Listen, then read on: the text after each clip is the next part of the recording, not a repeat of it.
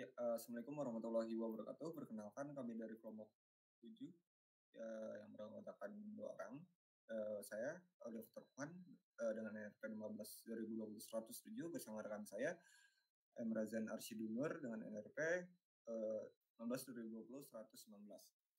Lanjut, ini untuk perancangan jaringan komputer asrama 2 lantai.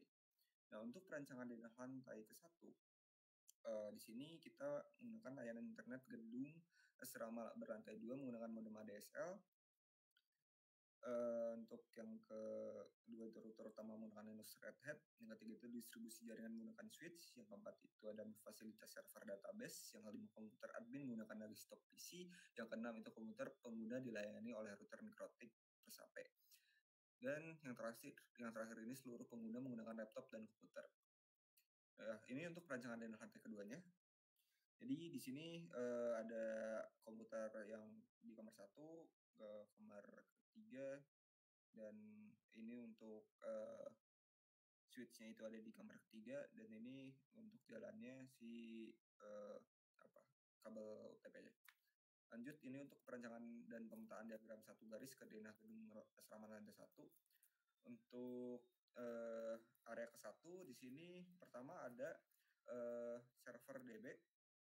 Ini untuk database-nya, yang kedua ini ada switch untuk distribusi jaringannya, yang ketiga ini ada router utama ya menggunakan Linux, Red Hat, yang ketiga ini yang keempat ini ada ADSL sebagai modem, terus yang kelima ini ada desktop PC sebagai komputer admin ya.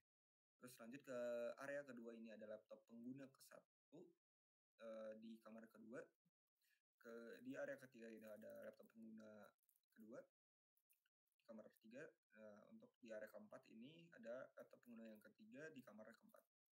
Nah, untuk di area 5 ini, komputer pengguna dilayani oleh router mikrotik plus HP. Bisa dilihat di sini. Nah, untuk perhitungan panjang kabel UTP gedung asrama lantai 1, pertama ini dari switch ke server DB itu sekitar 0,7 meter atau 70 sentimeter, dan ini untuk, list dari AutoCAD ya. Lanjut, dari switch ke router itu sekitar 0,9 meter, ini untuk AutoCAD-nya. ADSL ke router itu 0,6 meter, switch ke desktop itu 3,3 meter, switch ke router dan AP itu 5,57 meter, switch lantai 1 ke switch lantai kedua itu 14,65 meter. Nah, ini tadi sudah pemetaan diagram segaris untuk lantai ke-1, lanjut ke lantai kedua.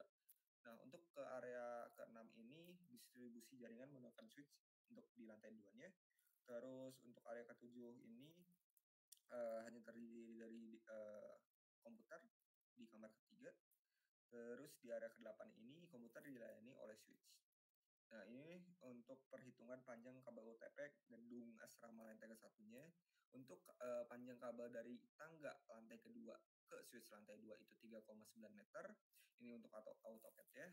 Dan ini panjang kabel dari switch ke kamar 1 lantai 2 itu sekitar 12 meter. Lanjut ke panjang kabel dari switch lantai 2 ke kamar ketiga itu sekitar 9,9 meter. Dari switch ke desktop PC itu 3,3 meter, dari switch ke router dan AP itu 5,5749 meter. Nah, untuk total panjang kabel UTP di lantai 1 itu dari switch ke server 0,7, switch ke router 0,9, ADSL ke router itu 0,65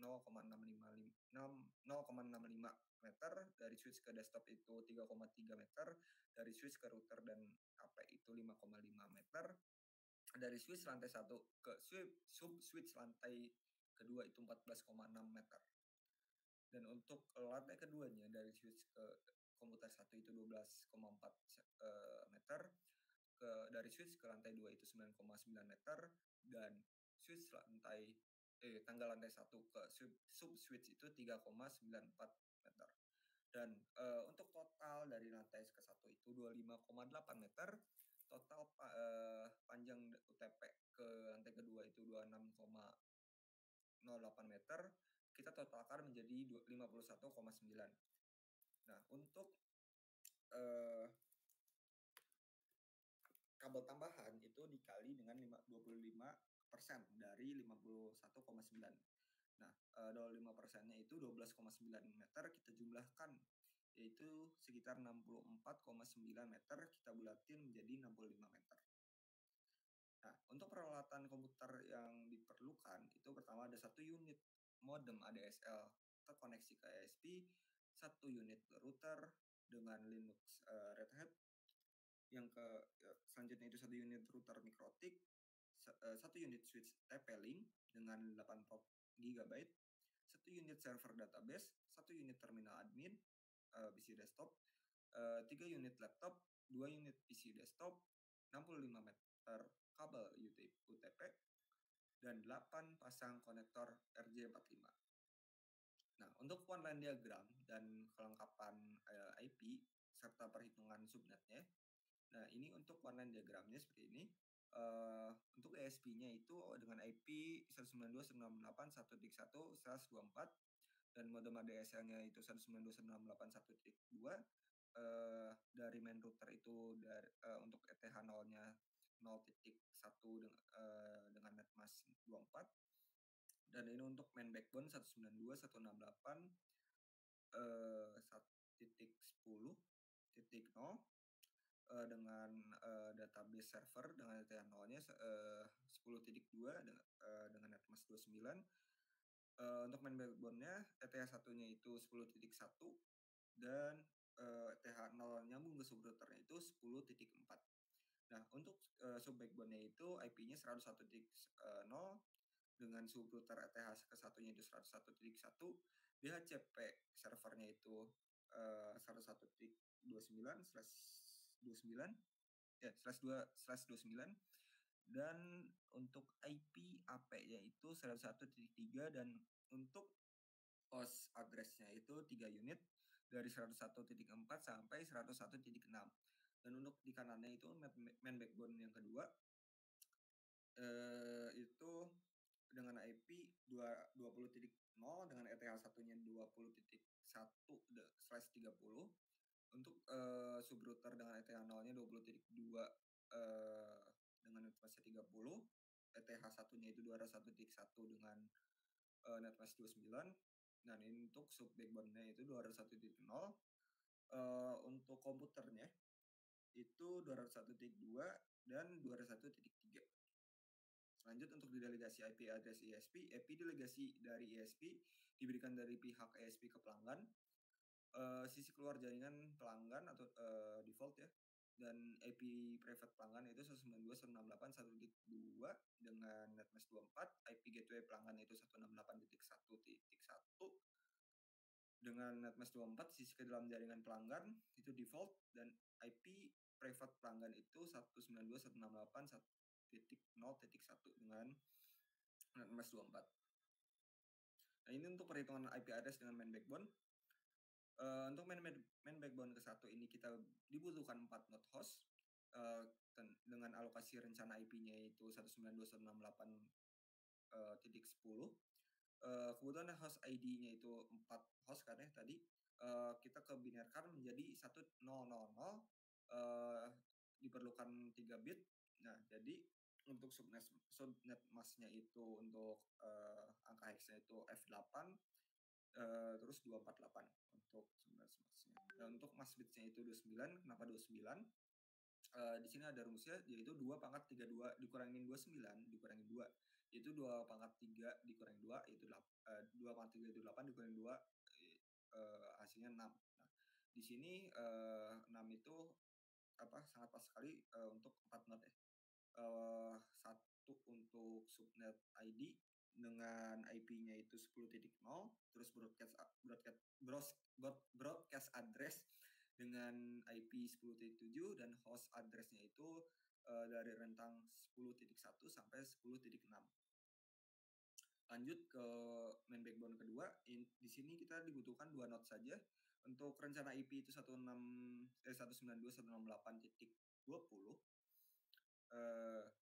Dikarenakan kebutuhan host ID itu dua host ID saja, berarti kita perlukan hanya 2 bit saja, yaitu 1 dan 0. Nah, ini untuk subnet mask-nya buat angka hex itu FC dan 252. Diperoleh mask base-nya itu 30. Nah, kenapa 30? 2 pangkat 32 dikurangi 2, yaitu 2 pangkat 2, ini maaf, ada typo, itu 4 dikurangi 2, yaitu 2.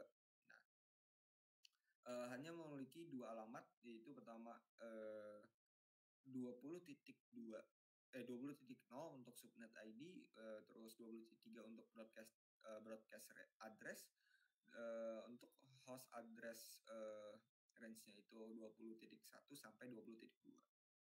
Lanjut untuk sub backbone ke-1 dibutuhkan 6 node, sama seperti tadi ya perhitungannya. Untuk mask bit-nya itu 29.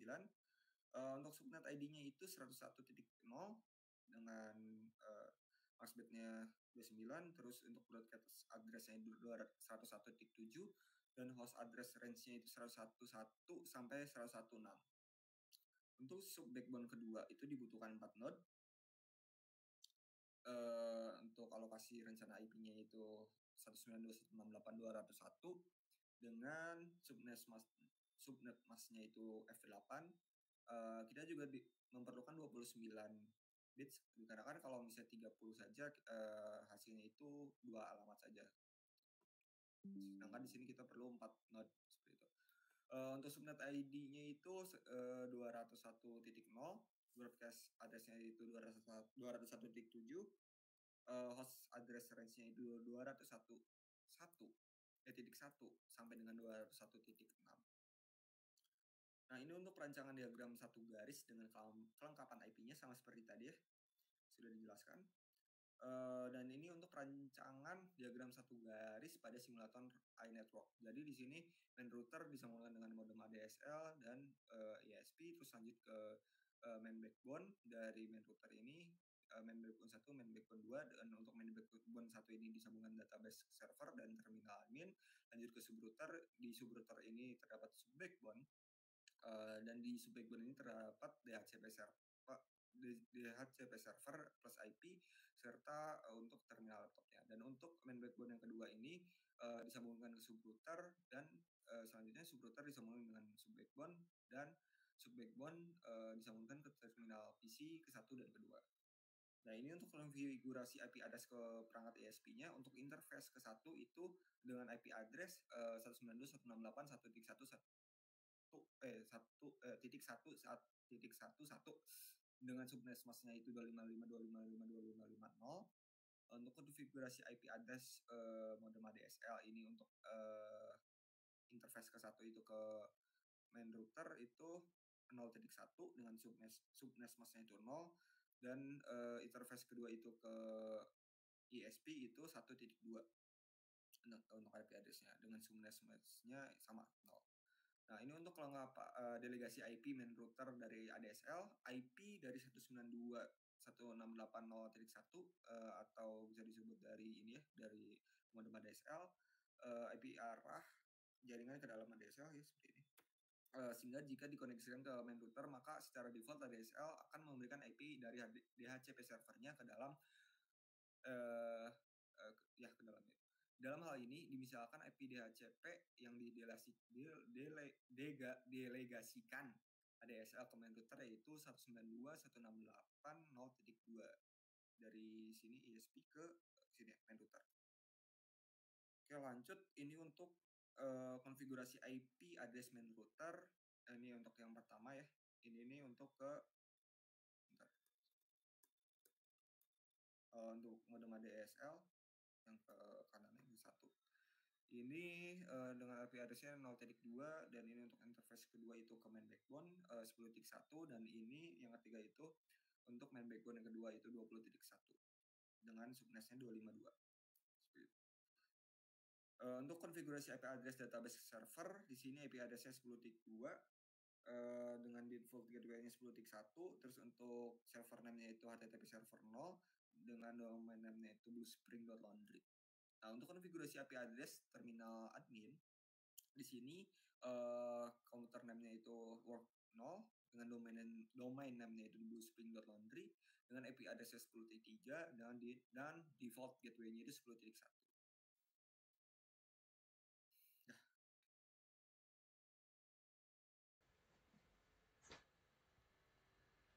Oke, dilanjut di sini di Nah, di sini dilanjut konfigurasi IP address subrouter 1. Di sini subrouter satunya yang mengarah ke atas tuh kita assign sebagai 10.4, sedangkan yang ke bawahnya untuk ke subswitch lain itu 101.1. Lanjut.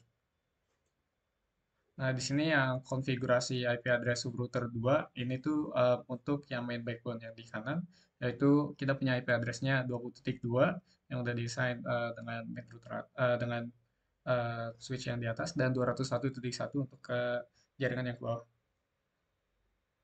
Lalu di sini ada konfigurasi IP address DHCP server plus AP, di mana IP DHCP server ini 101.3 dengan DHCP service-nya untuk yang available untuk semua laptop itu mulai dari 101.4 hingga 101.6 dengan wireless network name-nya SSID-nya Astra Mobile dengan security mode-nya kita disable. Nah, di sini konfigurasi IP address terminal laptop. Jadi di sini terminal-terminal laptop ini tinggal diklik aja obtain IP address automatically-nya, lalu tinggal dipilih si SSID-nya, yaitu yang Astra Mobile. Setelah di-connect, ini ada konfigurasi IP address terminal PC1 um, yang di kanan untuk terminal PC-nya dengan IP address 192.168.201.2, subnet mask 255.255.248 dengan default gateway-nya 192.168.201.1. Lanjut lagi. Nah, di sini juga ada konfigurasi IP address terminal PC yang kedua karena di uh, konfigurasi jaringan yang di kanan itu ada dua PC, yaitu yang kedua ini memiliki IP address 192.168.201.3 dengan subnet mask 255.255.255.248 dengan default gateway-nya 192.168.201.1.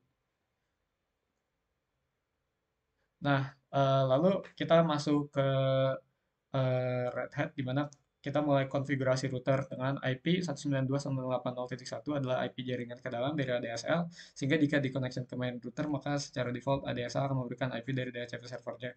Dalam hal ini misalkan IP DHCP yang didelegasikan ADSL ke main routernya adalah 192.168.0.2/24. Oh ya, jadi ini proses mulai dari yang statik tadi ke routing dynamic. Jadi di sini hal yang harus dilakukan adalah mulai dari subrouternya, semuanya dipilih menjadi routingnya menjadi rip dynamic, lalu digunakan send rip request dari bawah ke atas. Bisa dilanjut. Nah, di sini pengujiannya, jadi kita bakal melakukan pengujian dari yang subrouter yang di atas sub backbone yang dimana terhubung dengan DHCP server IP mulai untuk di request ke atas ke main router modem ADSL dan ISP. Lanjut lagi. Nah, di sini contoh pengujian backbone bagian kiri di mana kita berhasil untuk menguping mulai dari 101.1 untuk main router, lalu ada 10.1 sorry 101.1 adalah subrouter, 10.1 adalah main router, sedangkan 0.1 adalah modem ADSL. Dan di sini adalah MAC address yang terregister berdasarkan hasil ping tadi. Lalu di sini adalah MAC address laptop pengujian. Lalu di sini ada MAC address yang terdaftar pada main backbone. Lalu di sini ada pengujian backbone jaringan bagian kanan. Di sini kita mulai pengujian dari subrouter yang paling bawah yang mendekati dengan sub backbone dengan IP-nya 201.1 yaitu berhasil. Lalu ke atas yaitu di main router di situ dengan 20.1 dan hasilnya berhasil dan 0.1 untuk ADSL hasilnya berhasil. Di sini adalah MAC address pada sub backbone. Di sini adalah MAC address komputer pengujian. Di sini adalah MAC address main backbone.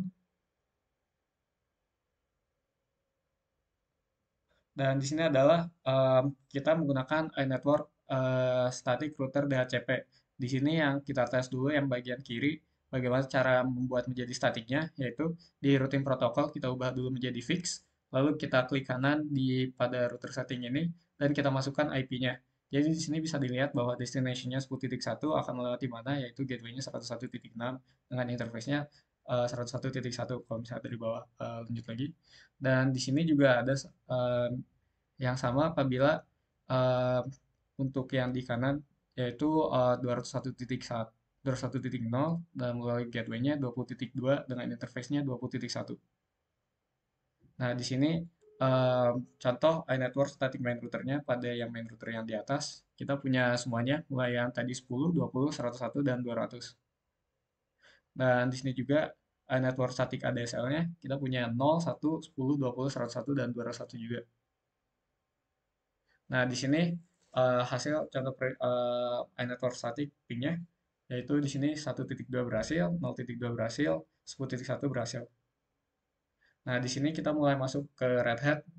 Di sini saya akan menampilkan konfigurasi main router dengan device dimulai dari device ETH0, di mana device-nya ETH0, boot protokolnya itu DHCP, on boot sama dengan yes. Lalu di sini kita melakukan konfigurasi ETH1. Jadi yang di sini 10.7 berarti adalah jaringan yang bagian kiri yang kita gunakan. Untuk contoh ini dengan broadcast 10.7, IP address 10.1, netmask 255.248, dan network 192.168.10.0 output yes. Lalu di sini adalah kita memodifikasi file etc sysconfig network, konfigurasi default gateway main router dengan networking yes, hostname-nya localhost local domain, dan dengan gateway-nya 192.168.0.1. Lalu di sini pengujian konfigurasi dengan if config, di sini bisa terlihat bahwa ETH0, ETH1, dan LO-nya berfungsi dengan baik. Kita lanjut lagi. Lalu di sini kita melakukan konfigurasi DNS dengan membuka if config-nya ETH1.21 dengan broadcast-nya 10.7, IP address yang kita assign untuk DNS servernya ini 10.3 dengan netmask 255.255.248 dengan networknya 192.168.10.0 on boot yes. Lalu di sini kita konfigurasi configuration.dns-nya. Di sini sama seperti yang sebelumnya, yaitu routernya kita punya 192.168.22.116. Di sini yang untuk keluarnya router 10.1 dengan admin 10.5, NS-nya untuk yang digunakan untuk DNS ini 10.3, subrouter 10.4, dan subrouter 101.1. Di sini pengujian konfigurasi DNS dengan ifconfig. Jadi di sini bisa dilihat bahwa di ifconfig DNS server telah terregister dengan init address 10.3 dan broadcast-nya 10.7 dan mesh-nya sesuai 255.255.248. Lalu di sini pengujian konfigurasi dengan netstat. Jadi semuanya tadi sudah terdaftar yang 101, 10.0 dan 168.68.0 yang beraksi sebagai ETH0 kami. Nah, di sini pengujian setelah konfigurasi dari terminal admin Windows 10, ETH0 dan ETH1 menggunakan device lain. Jadi di sini partner saya dengan laptopnya Home berhasil mengeping ke dalam Red Hat mulai dari yang 10.1, 0.2, dan 101.1 yang berarti semuanya berjalan dengan normal. Lanjut lagi.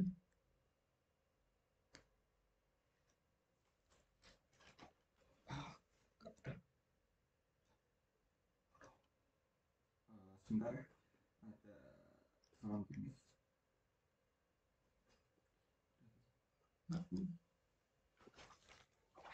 Mati gitu internetnya. Yang mana? Seperti ini. Atau enggak coba share screen lagi. Share screen ulang. Sebentar ya.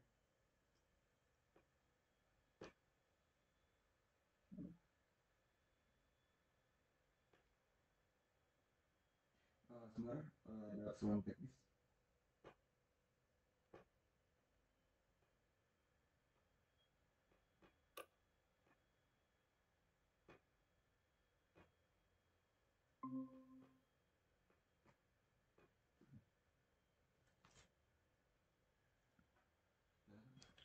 Oke. Maka akan saya lanjut lagi. Di sini adalah konfigurasi firewall-nya. dapat dilihat bahwa sebelumnya dapat dilihat bahwa di sini um, routing IP tablesnya sudah muncul, yaitu 10.0 dan 101.0. Dilanjut lagi. Lalu di sini konfigurasi DHCP server untuk yang 20.0. Jadi di sini ada 20.2, option routernya 20.1, jadi range-nya 20.2 hingga 20.6, dan di sini juga berjalan dengan lancar. Lanjut lagi. Lalu di sini kita masuk ke Mikrotik. Nah, di sini di Mikrotik ini um, kita assign menggunakan um, jaringan topologi yang bagian kanan. Jadi di sini ada ya 20.2, 201.1. Di sini setelah kita add itu tuh berhasil. Lanjut lagi. Lalu di sini kita tunjukkan juga bahwa dia tuh udah bisa ngeping ke gateway-nya sendiri, yaitu 192.168.201.1. Lanjut lagi, di sini kita nge-assign DNS servernya, di mana DNS servernya di sini adalah 10.3 dan secondary DNS-nya adalah 0.1. Lalu di sini adalah pengujian ke DNS servernya melalui dari laptop saya. Jadi di sini ketika saya klik traceroute, saya ketikkan traceroute, di sini terlihat bahwa dia tuh melewati mana aja, yaitu 10.3, dan sama juga untuk yang ngeping 10.3 itu tuh langsung dapat dia tuh DNS servernya 10.3. Lanjut lagi. Nah, di sini adalah pengujian testing DNS dengan nama domain, yaitu yang 10.3, yaitu ketika kita traceroute ns.domain1.or.id, kita dapatkan traceroute domain tersebut, yaitu 192.168.1.10.3, sama juga dengan ping-nya, itu tuh juga sudah berhasil. Lanjut lagi. Nah, baik. Sekian dari kelompok kami. Mohon maaf atas gangguan yang barusan terjadi. Sekian dari kami. Assalamualaikum warahmatullahi wabarakatuh.